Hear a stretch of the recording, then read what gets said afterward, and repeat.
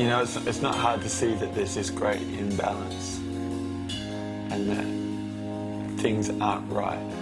You know, I know that, but for me, I suppose, it really hits home if I stop and think about this moment. Because it's happening right now.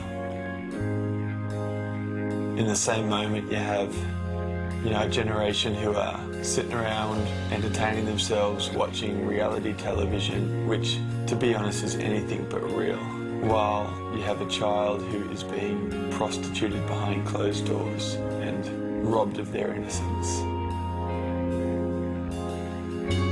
It's not fair that we can go about consuming every single material option that comes our way while, you know, the widow and orphan are stripped of life's basic dignities because they're victims of a conflict that simply isn't theirs.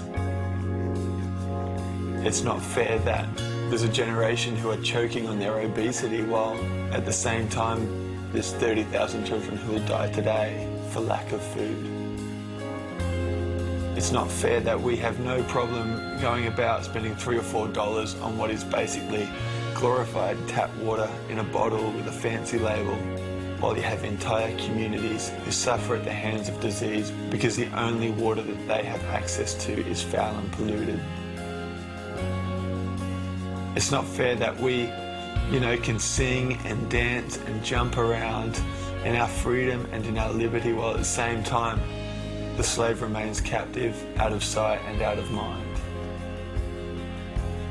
It's not fair that we can sit and watch the evening news from the comfort of our living rooms and pity those who lived where the storm hit or where the ground shook or where the water rose and simply feel sorry for them and then change the channel and get on with supper.